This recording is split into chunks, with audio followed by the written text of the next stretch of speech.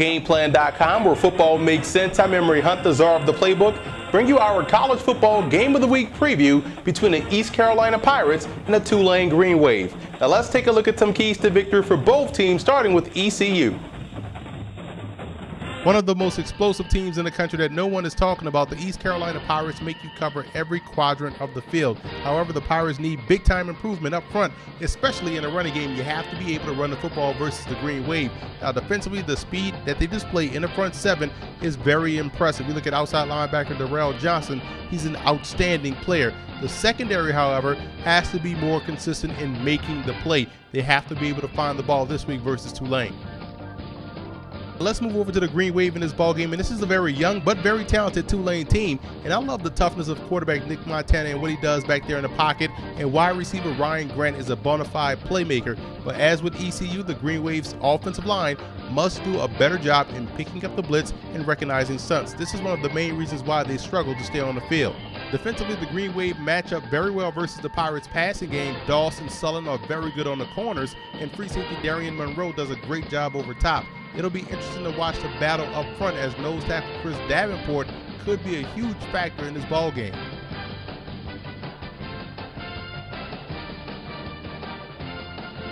The X factor for East Carolina will be their offensive line. Tulane does a great job with their front four in applying interior pressure, and we know how much that can damage any team that runs the spread offense. So the offensive line definitely has to pick it up this week versus the Green Wave.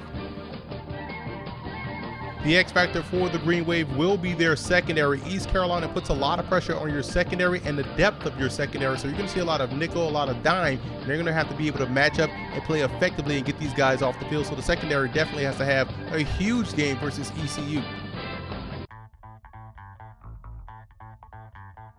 Now here are some coaching points for both teams in this ball game. For East Carolina, you look at quarterback Shane Carden's pocket presence. He has to step up into the pocket and deliver the football. At times, he tends to bail too quickly, which just throws off the entire design of the play. You want to give yourself a chance by stepping up into the pocket and delivering the football. And you look at the other wide receivers outside of Justin Hardy, and that's Webster and Grayson. They're going to have to step up and make plays consistently versus the secondary, and they're going to have to get off the field on third downs defensively. You don't want Tulane to go on those long sustained drives, otherwise you're going to find yourself losing on the road.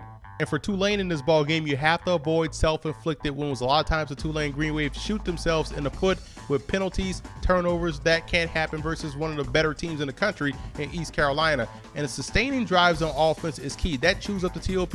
It makes it a shorter game, and it allows you to take advantage of that home crowd. You want to bracket Justin Hardy on defense, take away their number one option, and force those guys like Webster and Grayson to prove that they're worthy to make plays consistently.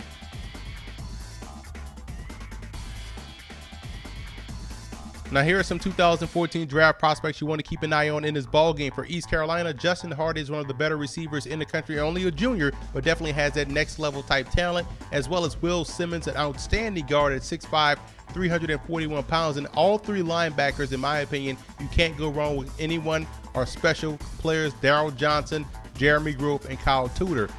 Now for Tulane, you look at Ryan Grant, one of the best receivers in the country, 6'1", 190. Love the way he runs routes and also has that great run after the catch ability. Defensive tackle Chris Davenport is a transfer but has played great football so far this year along that front four. And Orleans Darkwa, an outstanding, dependable running back at 6 feet, 210 pounds.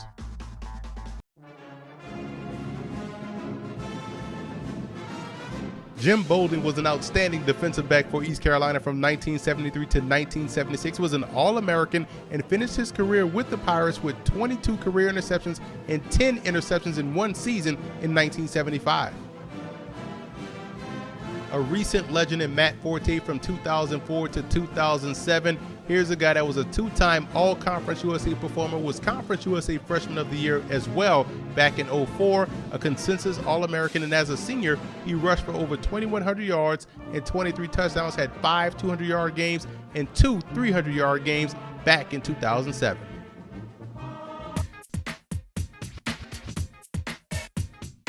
I like East Carolina in this ballgame, and what is an early matchup between two leaders in Conference USA. East Carolina is tops in the East, and Tulane is tops in the West. And I can trust the Pirates offense being able to put up points, whether it be at home or on the road. So I like East Carolina to go into the Superdome and knock off the Green Wave.